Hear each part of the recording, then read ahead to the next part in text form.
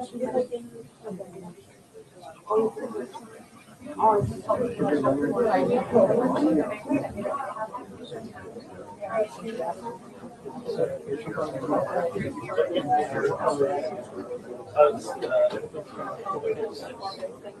sorry. I'm not going to turn it on, so I like to understand it.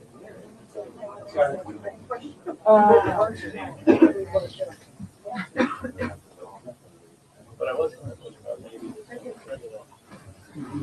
not bad this day.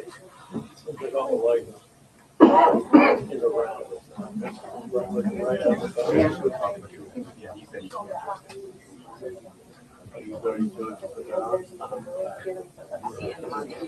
this one's 32. I like this one at 29. Yeah.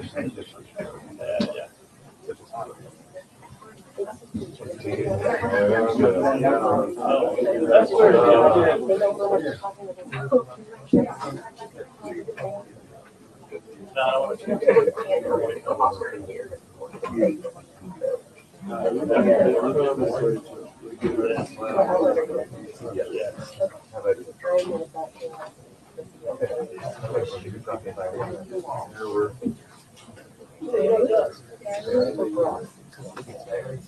yeah, I think I like 32 better.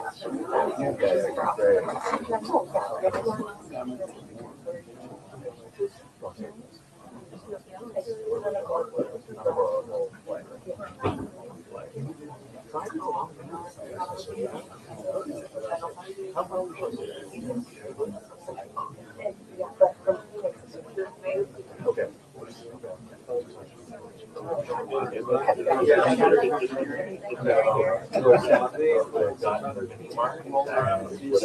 How are you? Good. Good. I don't want to say it. You'll hold me to it. And then you put me on the record. I mean, if it's off the record. Okay. Everything's off the record?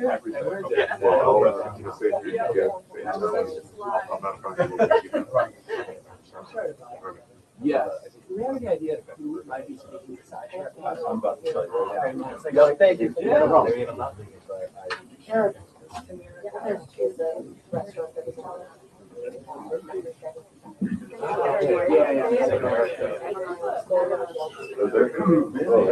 Sorry.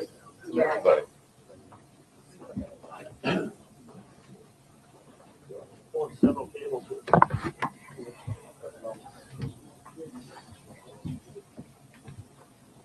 All right, everybody see that? Okay, so a little bit of two folks talking today. And it's Yankee for...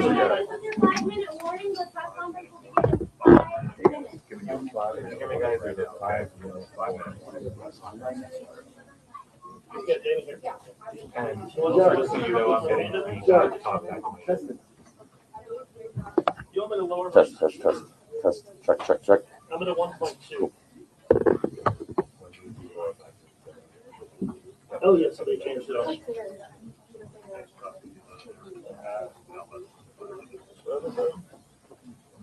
I've got seven cells.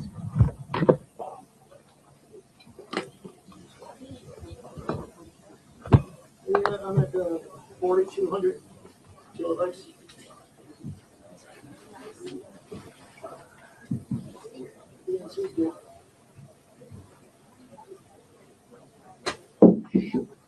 Sorry, guys.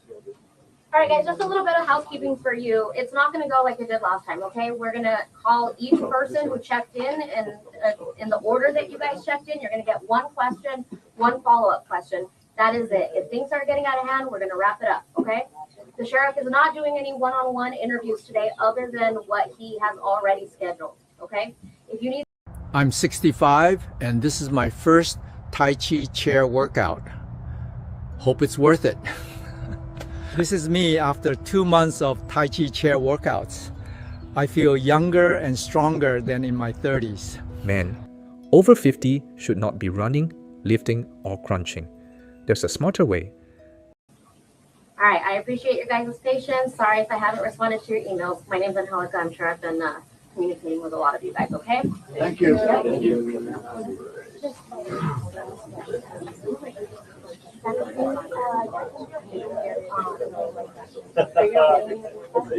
Oh, no, I think if they must have clear scripts, I suppose. Delegate to her. Okay, I'm sorry. I'm not here. Yeah.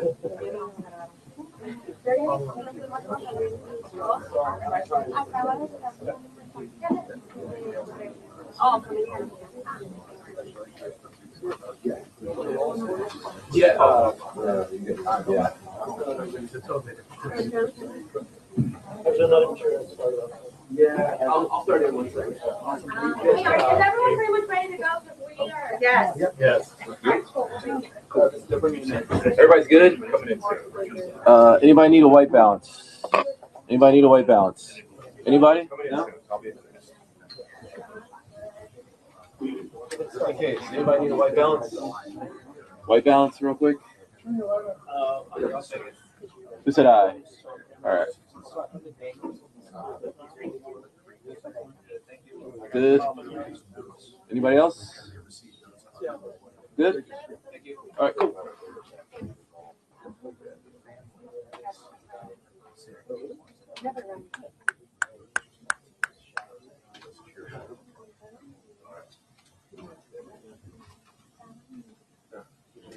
We're trying. All right.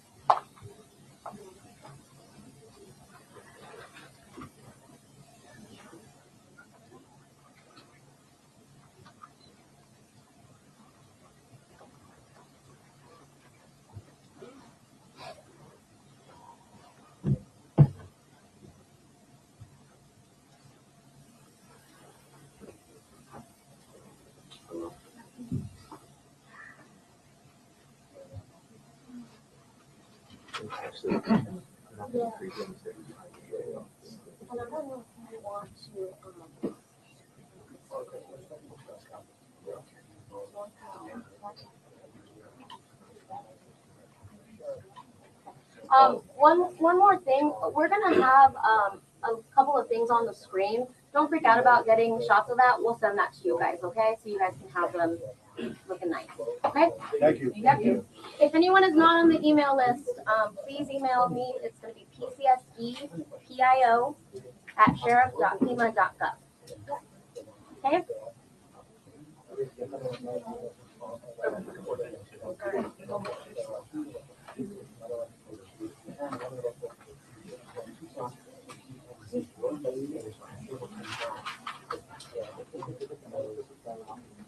Kevin, Yeah, be aware that we're going to try to shoot the things that are on the screen. I will duck. Thank you very much.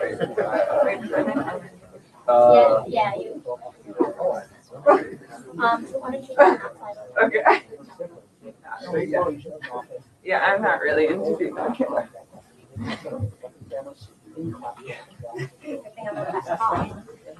that better? Will that be better if you guys can see that? And I will stay back. Wait, he's here. Hold on. He's here. He's here.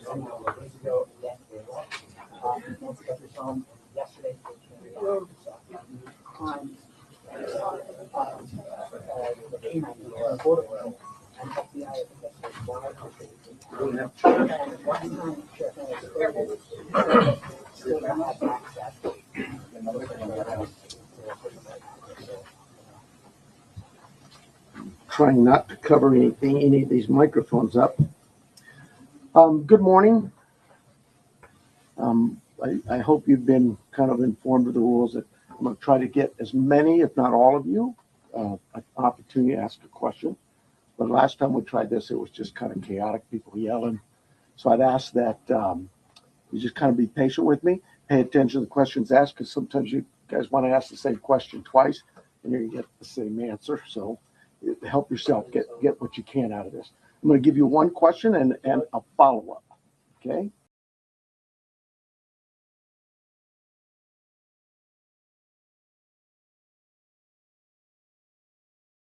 Last night, the family.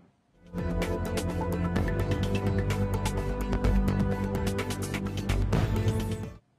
so I really want you to know this entire team here, those behind me, and our community are hurting with you. We really just want Mom back, okay? Right now, we believe Nancy is still out there. We want her home. Our department, the Sheriff's Department, along with all of our partners at the FBI, have been working around the clock. And we just want her home and find a way to get to the bottom of all of this, just as you do. But I have other partners out there who have stepped up, and you've probably noticed them in the last few days, if not the last few hours, and you're going to see more of that.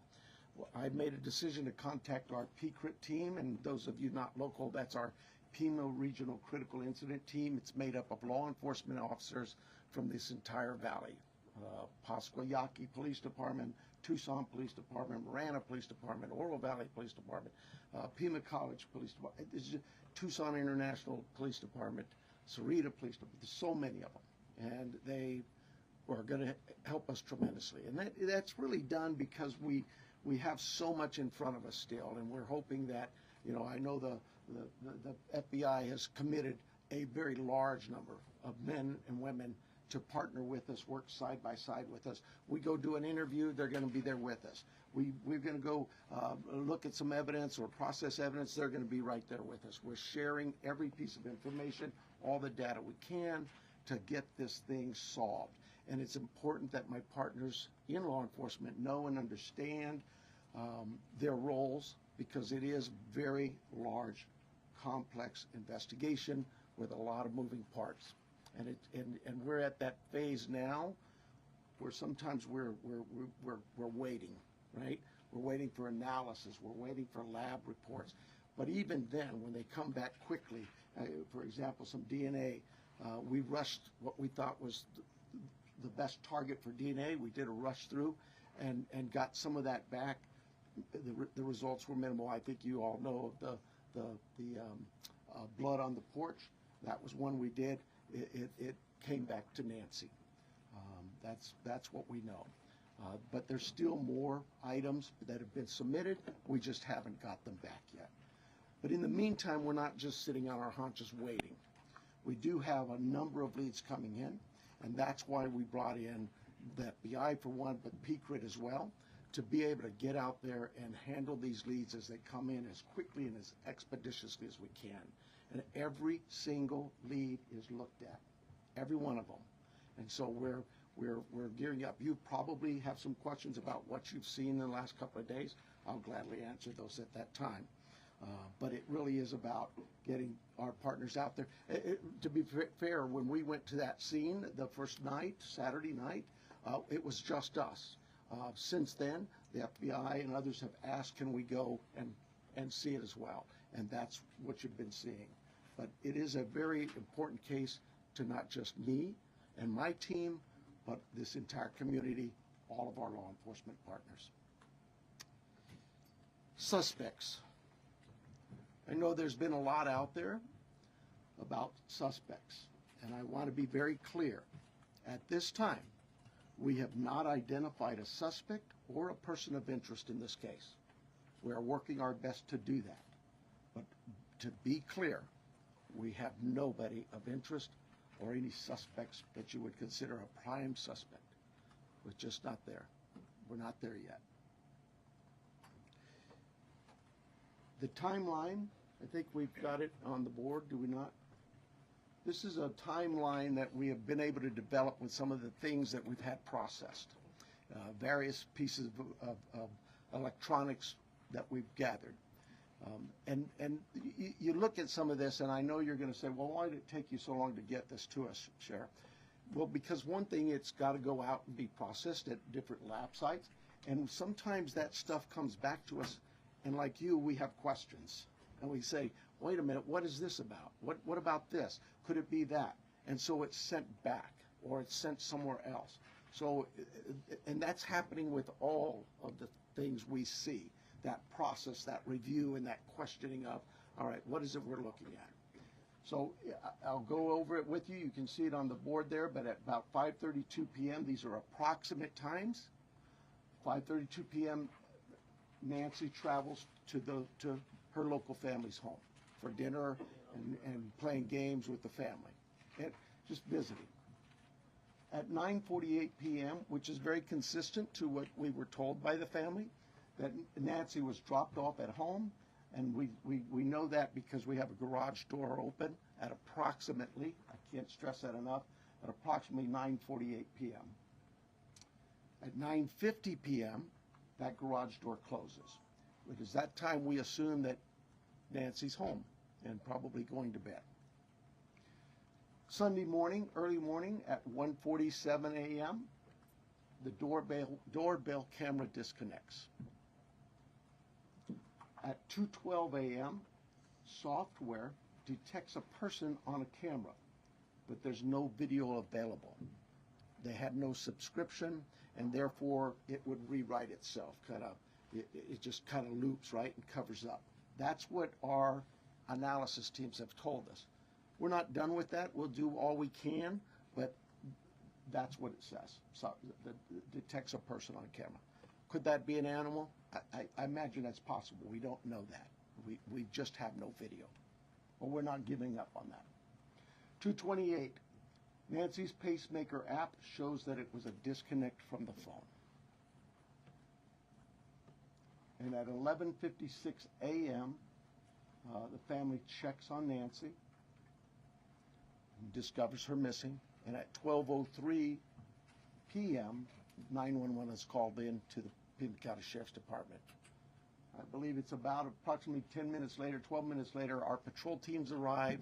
They see the scene, and we start our response with our search and rescue teams and our detectives from homicide and various units. In fact, every unit here, I think somebody questioned, how come there's an ICAC member out here, or this member?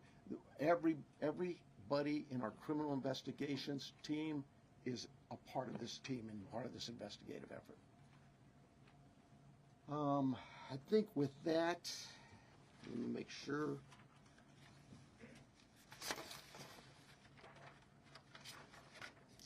Now, I want to clarify some things that I may have already done, but yeah, I've gone over with the blood at the front door, the doorbell camera. It was removed, we know that, but we're not confirming that any cameras were smashed or destroyed around the house. I don't know where that came from, but that's something we're not confirming. The car, the car that was at the home, it's just standard investigative practices. It's part of the search warrant scene, court orders. We pull it out of there and do our scene processing with the vehicle. Uber, we did speak to a driver because Nancy, we learned, had been taken the Uber to the family residence, the daughter, for dinner. And we located that driver and spoke with them and got that information. The house, you guys got this, I think, conducting follow-up. I think you said somebody had mentioned that they saw a team out there again last night or yesterday, and that's just, again, what I was talking about before. Our partners wanted a chance to see it and examine things themselves, and more importantly, it's just we're constantly following up on things and go, hey, what about this? So we want to go back and check on some things.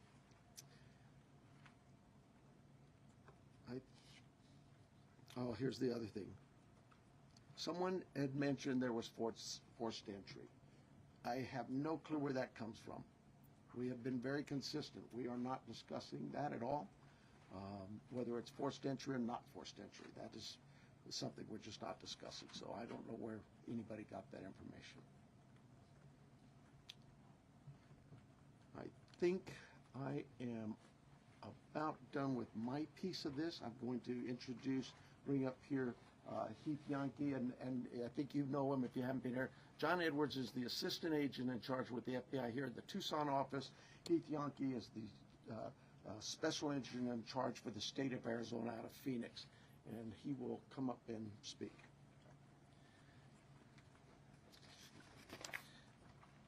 Thank you, Sheriff. Hello, I'm Heath Yankee, the special agent in charge of the FBI's Phoenix Division. First, I want to let the Guthrie family know that our hearts are heavy for them.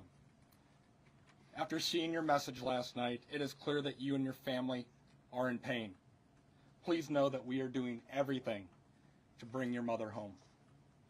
The FBI is now working this case jointly with the Pima County Sheriff's Department, and we're going to start today by announcing a $50,000 reward for information leading to the recovery of Nancy Guthrie and or the arrest and conviction of anyone involved in her disappearance, and this will be the missing persons with the reward that will be going out. The FBI has agents, analysts, and professional staff employees working day and night with our partners at the Sheriff's Department. We have deployed additional intelligence and agents from our Phoenix office. We have brought in our critical incident response group from Quantico, Virginia. Members from our cellular analysis survey team are here, and they continue to collect and process digital information.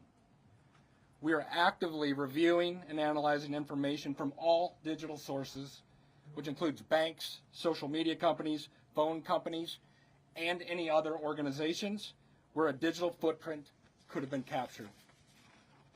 All this information provides data points and helps put the picture together. And we will be in the community continuing to conduct a thorough investigation with our partners. You heard about us out there last night. We will be back out there today. I would ask the media, give our investigators the space to do their jobs while they're out there. Next, regarding the ransom letter. Meet Barkley. He's part pit bull and part masterpiece. Meet the Bissell Revolution Hydro Steam. It's part stubborn. We are in communication with the family. And while we advise and recommend from a law enforcement perspective, any action taken on any ransom is ultimately decided by the family. Thank you to those in the community that have called in tips. For anyone out there that may have information, no matter how small you think it may be, please report it. You can do so by calling 1-800-CALL-FBI or online at tips.fbi.gov. My next message is to those imposters who are trying to take advantage and profit from this situation. We will investigate and ensure you are held accountable for your actions. We have made one arrest related to an imposter ransom demand, and a complaint will be presented to a magistrate judge later today. You will get more on that from the FBI and our U.S. Attorney's Office here in Arizona when it becomes available. To anyone that may be involved, do the right thing. This is an 84-year-old grandma. This is an 84-year-old grandma that needs vital medication for her well-being. You still have the time to do the right thing before this becomes a much worse scenario for you. Please return Nancy home. Thank you.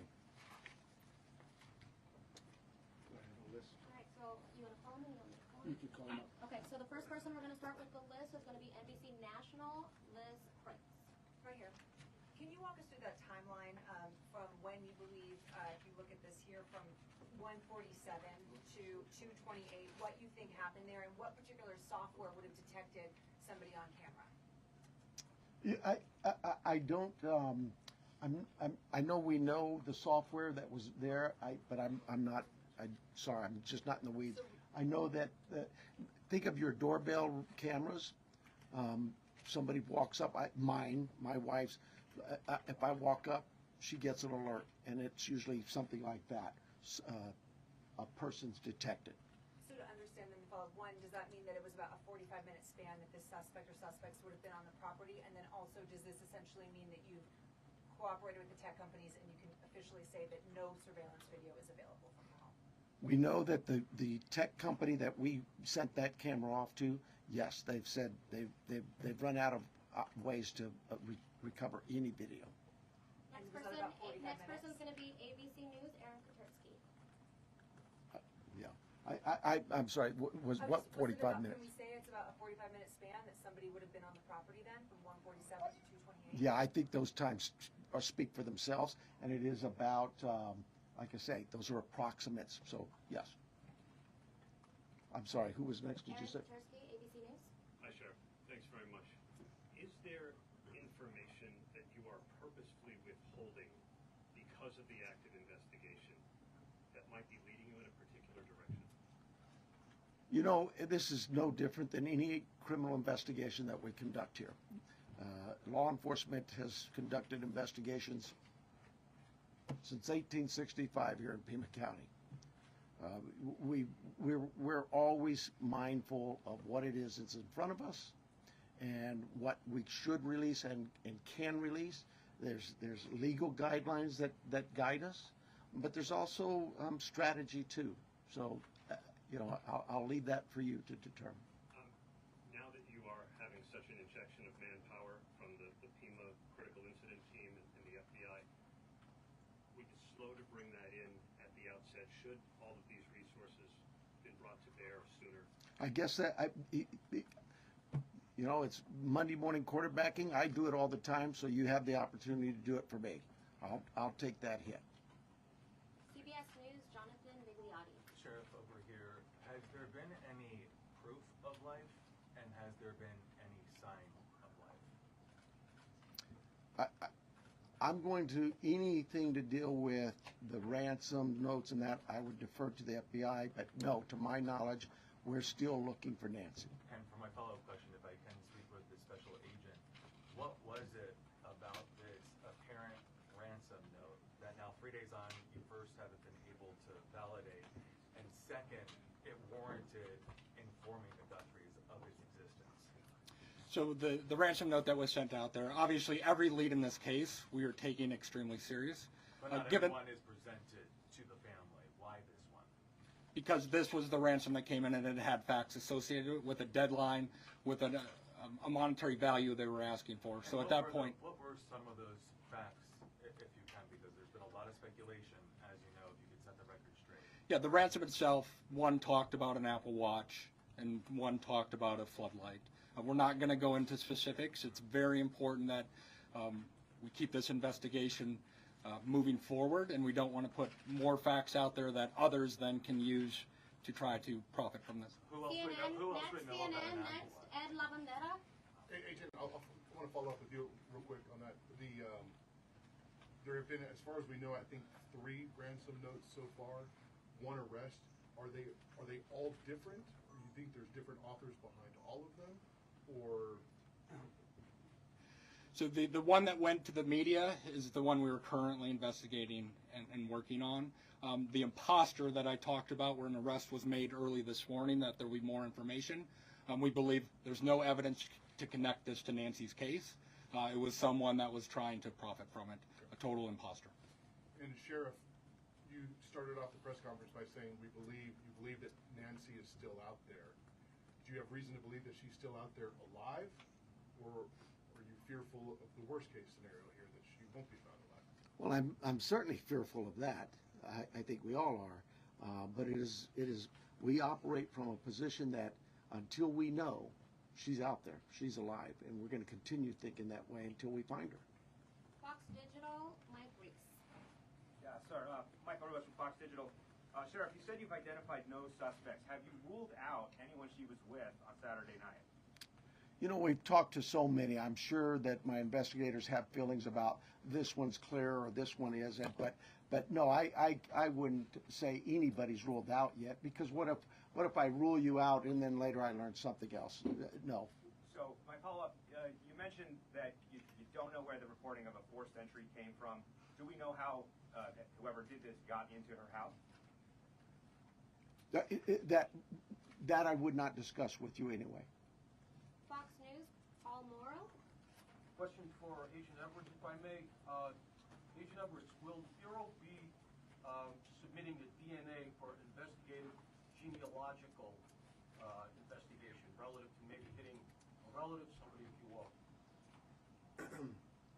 I would say the DNA aspect of this case is being handled by the Pima County Sheriff's Department right now. However, should we get to that point, yes, that would be an option for the FBI to assist. And a quick follow-up, does the ransom note that you're working establish any communication protocols in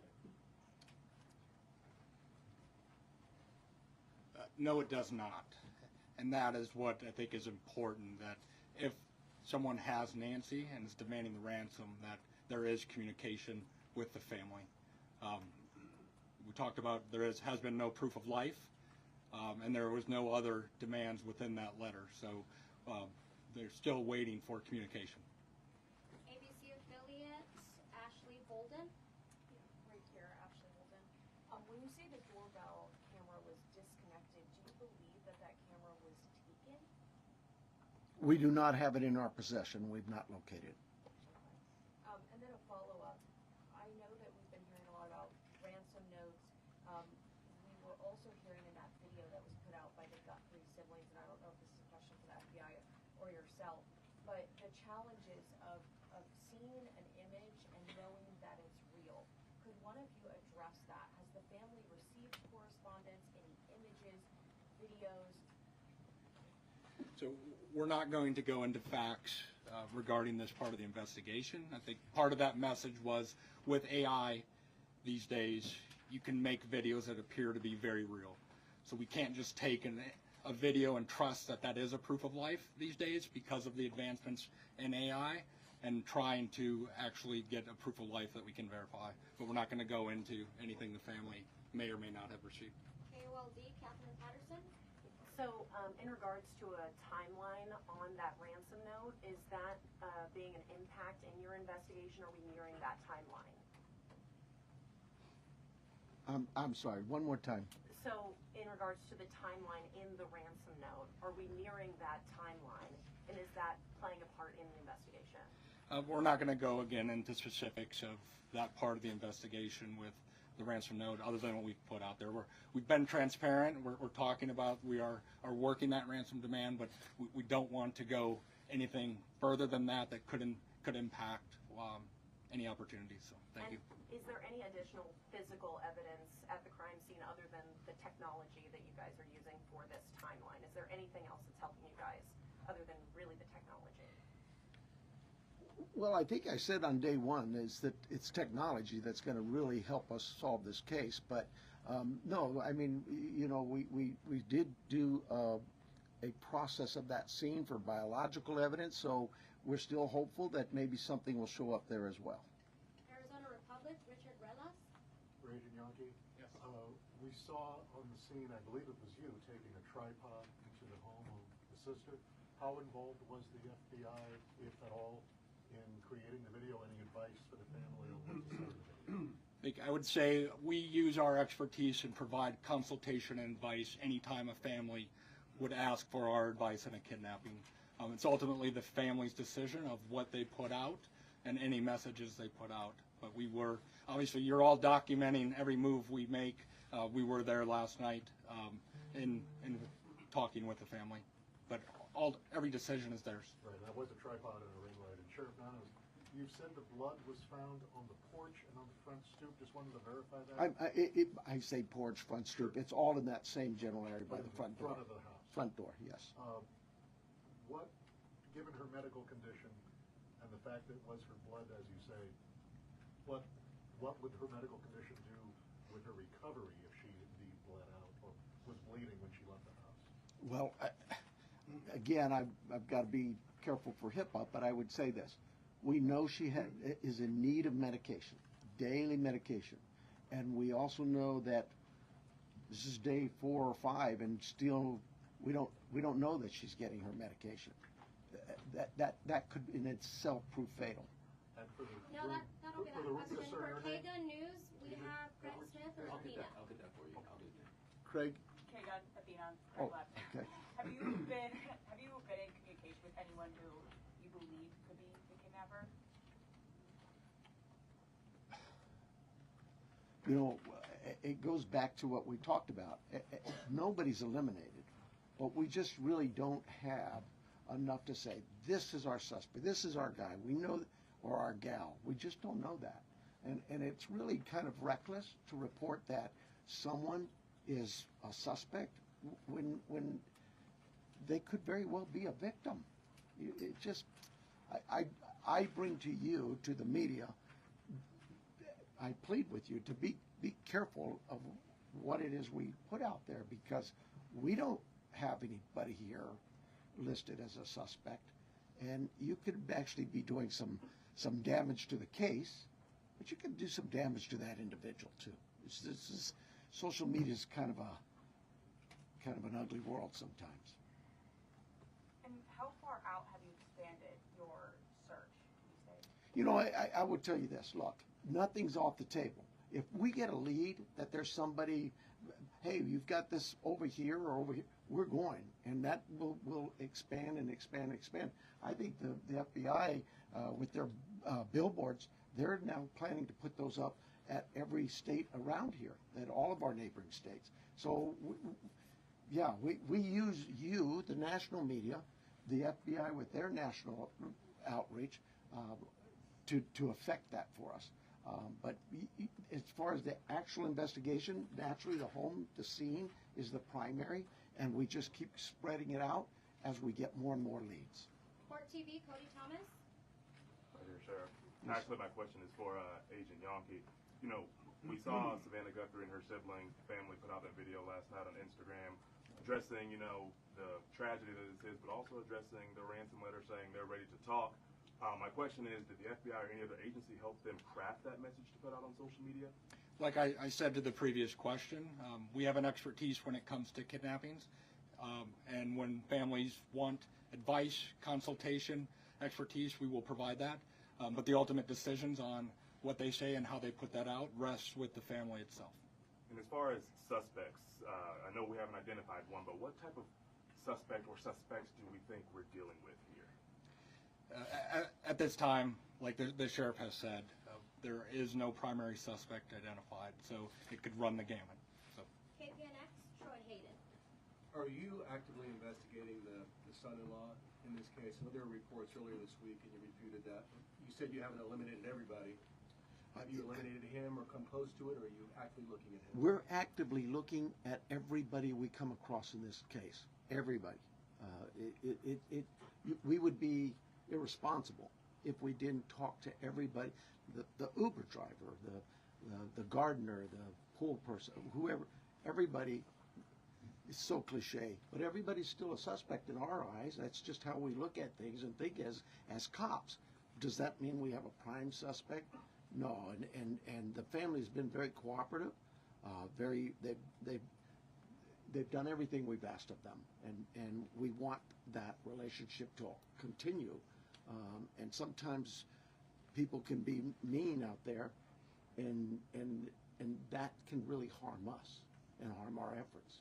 Did you find blood anywhere else in the home besides the porch? The only DNA evidence we've got back is on the porch. We prioritize things and we rush things, and those items we put out to a lab to rush it. And even then, it's 2, 3, 4 days. The other items could take 10 days, 20 days, but we saw the importance of that blood. It came back to Nancy. So it was only there, it wasn't anywhere else in the house?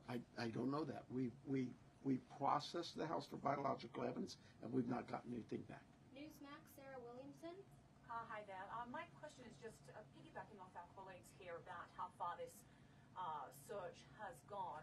When it comes to doorbell cameras, you say technology plays a critical role in this. Have you been actively door knocking the neighbours and businesses and collecting those doorbell cameras? And is there anything that has come up there, and how far is that? I can't tell you whether things have come up or not, but we have door-to-door. I think we're still doing door-to-door, not just in that neighborhood, but other neighborhoods. as leads come in and take us somewhere, we're going to do those things. Okay, and just to follow up as well in regards to the video that was released by Nancy Guthrie's children last night, just to clarify, that was not coordinated with any law enforcement beforehand, and that you hadn't seen that video before it was released? The FBI is handling all things with the ransom. I think the answer was yes, we were there. The media was there. We can help coordinate, provide that consultation, but that is the family's decision of what they film and what they put out. Fox 10, Justin Liu. Agent Yankee, this one's for you. Following up on that video that was released yesterday, you said, ultimately any further action is decided on by the family. Since then, have they expressed... The way you see an idea in your mind, the way you describe it to a friend. This is how website creation should be. Expression as natural as thinking.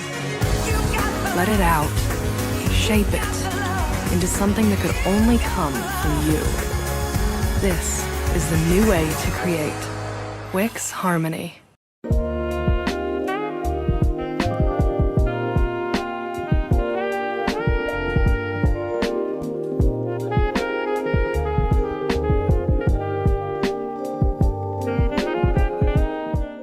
They will be part of it, but we're not going to go beyond that of any specifics.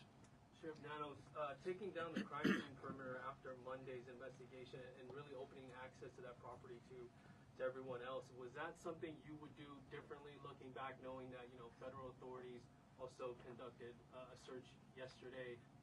Would you have kept that perimeter up, knowing that? Monday morning quarterback, I probably would have, but I'll say this.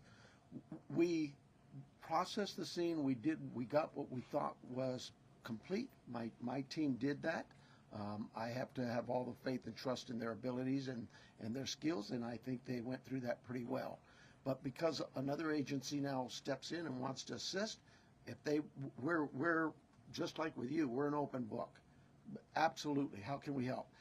One of the things people don't see, I heard your question about, and we left and then others could walk up. When we process a scene and we're done, we return that scene to in this case, the homeowners, the family. And we don't just go march back in there. We call the family again and get permissions to go back to the home. So yeah, there's, again, Monday morning quarterback, absolutely. I probably could have held off on that. We knew that the FBI, we've worked with them before in a lot of cases, and we felt like they could be of help in this with particularly the forensic analysis we use in a number of things. But at the start of this thing, we weren't sure what we had, and as the day progressed, we realized that there could be more to this, and we started in that. Remember, it was a search and rescue mission the first few hours, and we transitioned that over to a criminal investigation. With that, brought in our partners from the FBI and others. Have you heard from President Trump on Claudia resources? Ramos. Univision, Claudia I was Ramos. actually going to ask about that. We saw the message yesterday. Are you next? Claudia, yeah. Okay, I'm sorry. Univision. Following up on that, we saw the message from the president yesterday. Have you personally received any communication from him or No, and I wouldn't expect that. He too is a busy man, right? And I would say this: we thank him for him opening up his entire law enforcement team, as was put out yesterday, and we know, I know my local reporters here know we've always worked well with all of our partners in law enforcement. Maybe it's something unique to Southern Arizona, and the rest of the country doesn't see that, but this isn't new for us. We've done this. Gabby Giffords, I headed up that investigation many years ago, and we worked side by side. Could not have got things done if we weren't with the FBI on that. And just the other question, this being a border state, have you guys had any communication with Mexican authorities? I have not. I work closely with the Mexican consulate, as other consulates, being the sheriff, but no, I've not heard from them.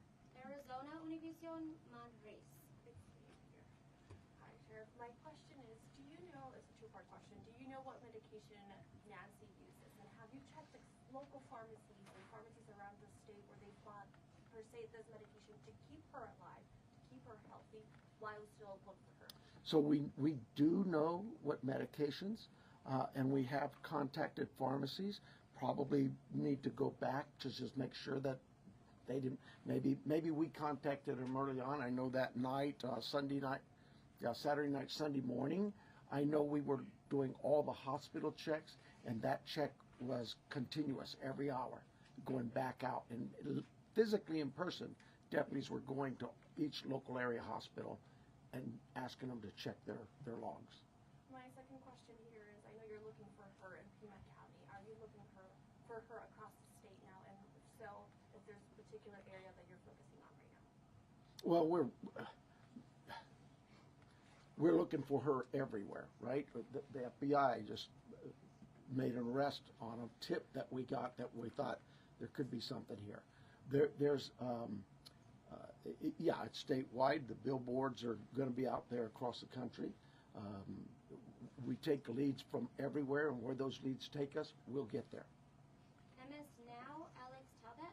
Agent Yankee, do you have any reason to believe that Nancy Guthrie may be being held outside of the country? Is that something that you ruled out at this point?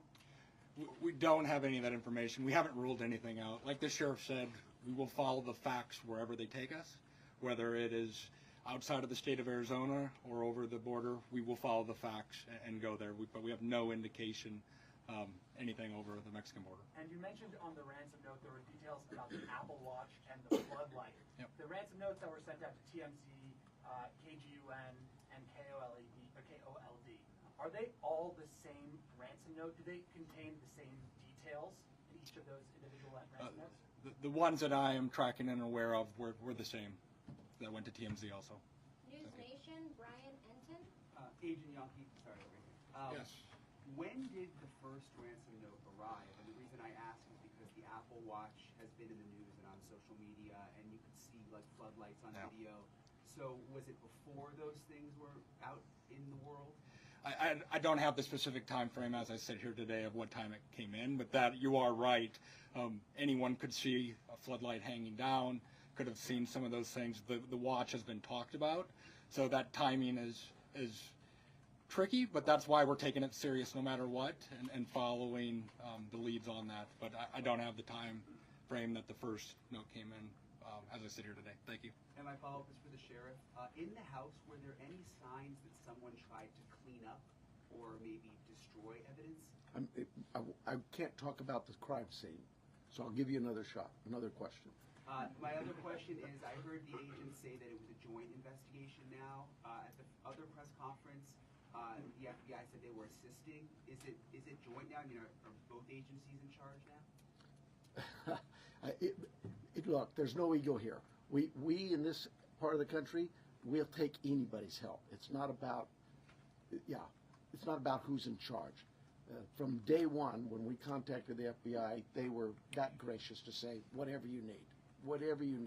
And so that's really it. And they're great partners, just as my other local law enforcement brethren. I didn't even have to ask. That's what's really amazing. I haven't had to call anybody. They've called me. Sheriff, what do you need? Arizona's Family, Brianna Whitney. Sheriff, I know you had the crime scene process. You said you went back out there. Your partners wanted to see it. But you guys were actively taking out evidence yesterday. Was there something you missed the first time, or did you get a new piece of information that led you to believe you needed to go back out and take more than you had that first day?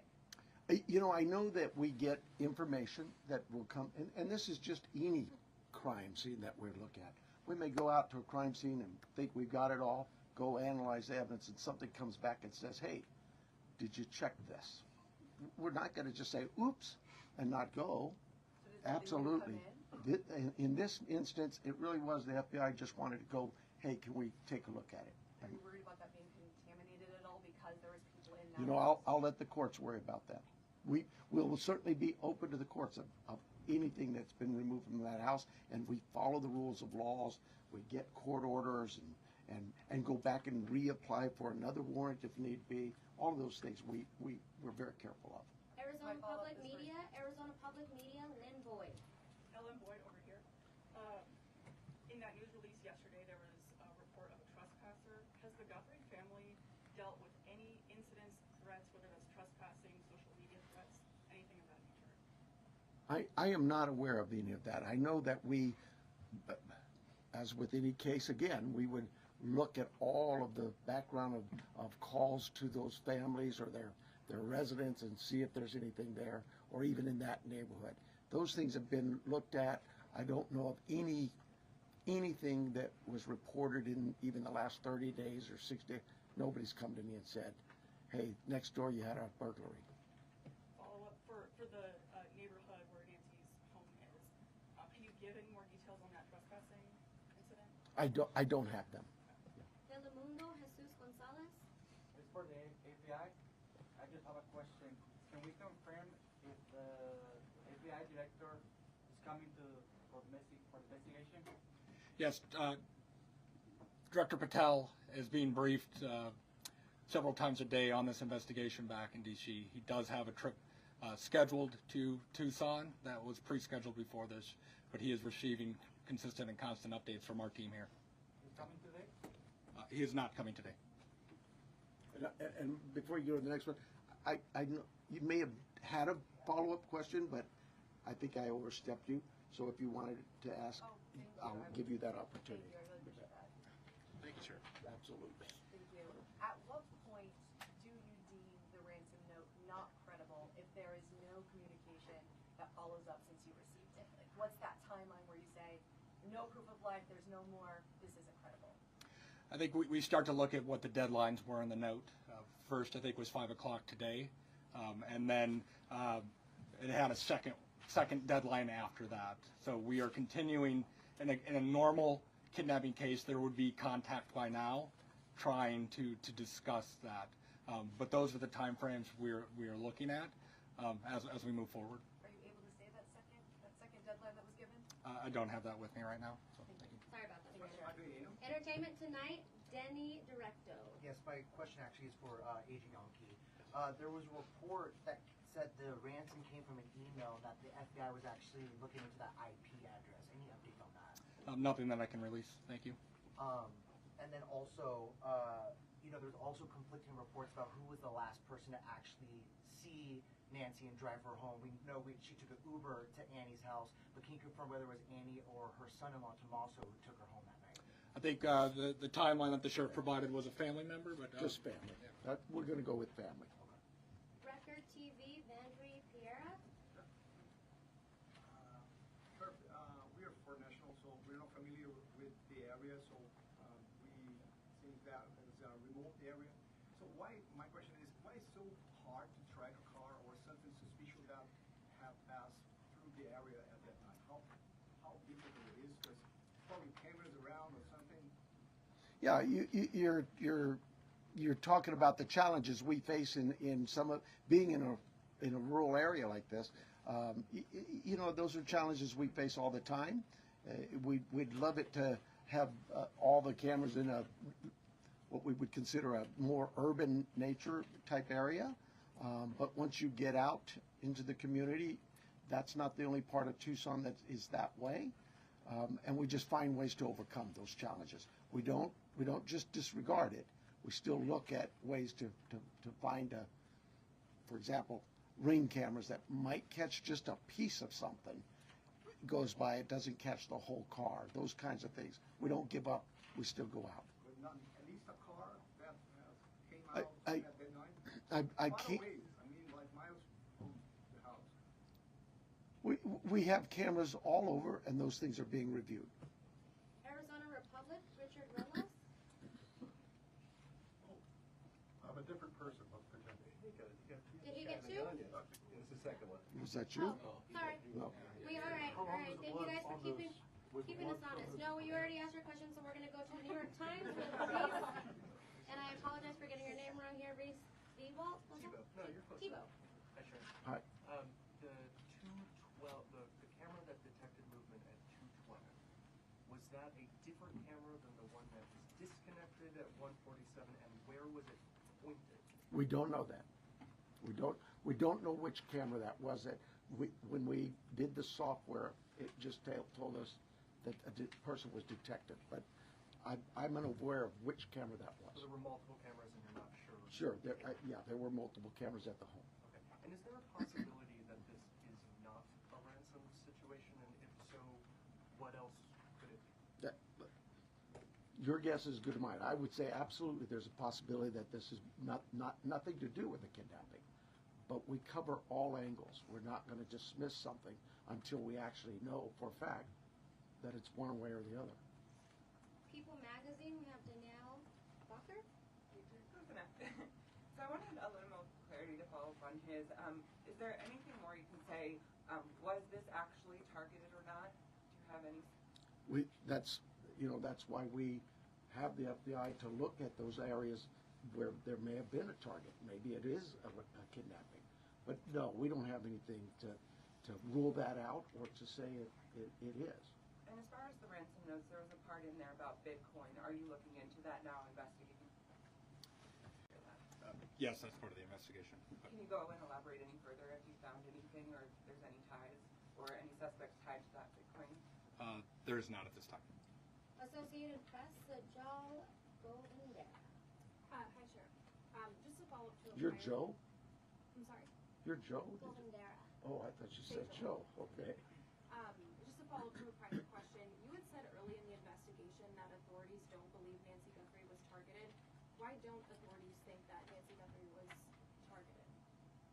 Who said that? Who said they didn't think she? You had said that early in the investigation. Boy, if I said I absolutely misspoke. I've never thought she was or wasn't targeted. We've always believed that is certainly a possibility. I mean, you'd be silly not to think that. Somebody disappears in the middle of the night out of their home. You can understand where I'm coming from. But no, if I said that, obviously I misspoke or maybe somebody misheard me. But I've never believed that she was or was not a target. Is there anything more specific you can say about what you believe the motive to be for this kidnapping at this time? Motive's always going to be a question, and we'll know more as we go what that motive is. But right now, my guesswork is as good as yours. And then we also have the final one will be from KBOA here in Tucson, Monica Garcia. Okay, so let's talk about that 5 p.m. You say 5 p.m. deadline today. Is that the deadline? Oh, maybe that's for the FBI. Yes. Can you just give us some sound on that? Because that's a big deal. That's within hours about that 5 p.m. deadline per the ransom note.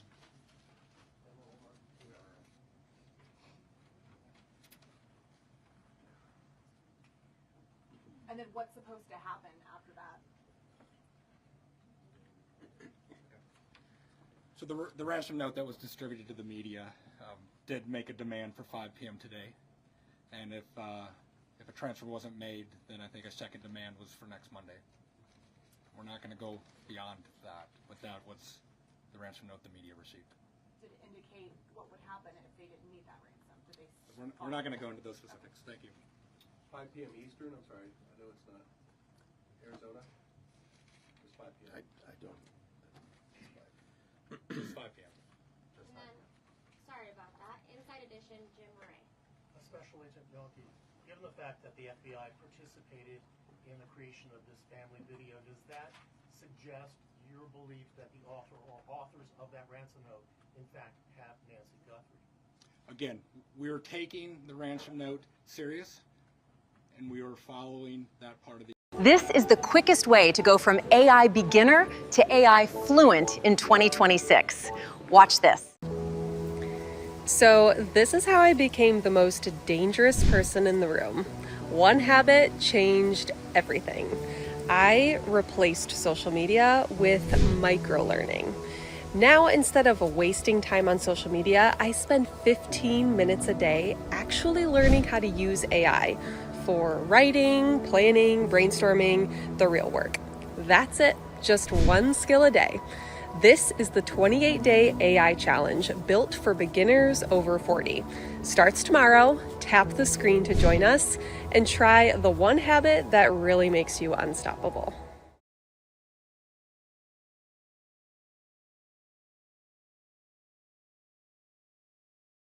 My work is easy because I use ClickUp. Here's how I get perfect notes from every meeting. I click this toggle to send my AI note taker to my meetings, even if I can't attend. My AI note taker records the entire meeting and creates a full transcript. After the meeting, I get a doc with the recording, takeaways, and even the action items. AI turns these action items into tasks so we actually get things done.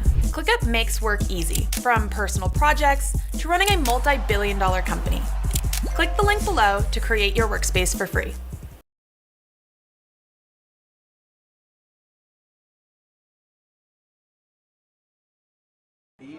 EDWARDS, Assistant Special Agent in Charge. Thank you. Yep. Thank you. Yep, no problem.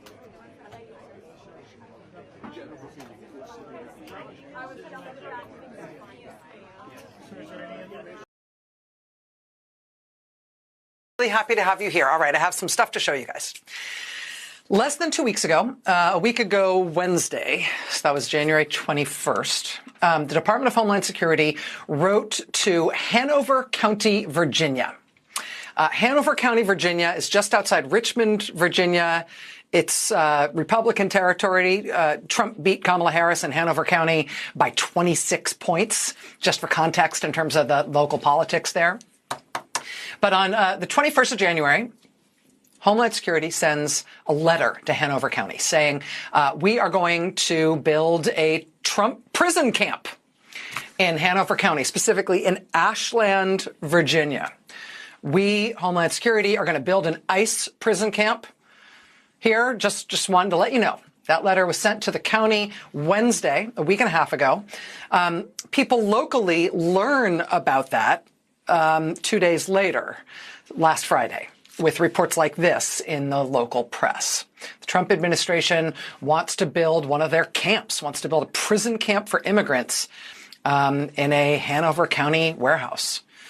Specifically, they want to build it out on the site of a former cattle farm in Hanover County. In total, it's about 15 miles north of Richmond.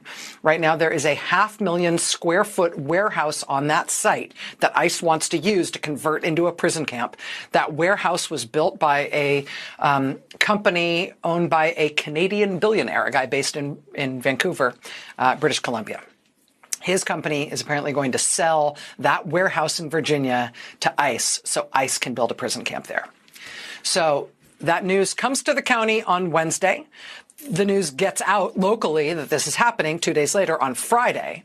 Then over that weekend, the Canadians get going on this. The head of the Green Party in British Columbia announces a boycott of that billionaire, of all the companies owned or operated by that Canadian billionaire, if he goes through with selling this warehouse to become an ICE prison camp in Virginia. That happens over the weekend. Then on Monday, the union that represents workers at one of his grocery stores, they say, basically, yeah, we're with her. You better not sell that warehouse for a Trump prison camp for ICE. By the way, we're your workers at your grocery store. You better listen to us. The day after that, Tuesday, the billionaire's company puts out a kind of milquetoast, everybody calm down statement that basically just says, we understand that this is something people feel really strongly about. Thanks for your concern. But basically, the upshot of it is we're still moving ahead with this thing.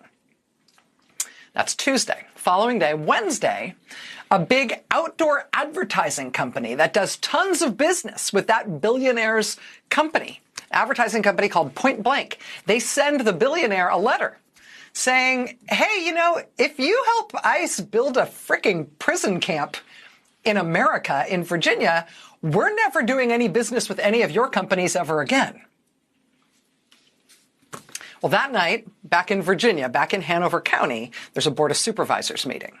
When they first got those local news reports that this prison camp was coming to town, that ICE wanted to build a prison camp there, those local news reports had mentioned that the local Board of Supervisors was, quote, set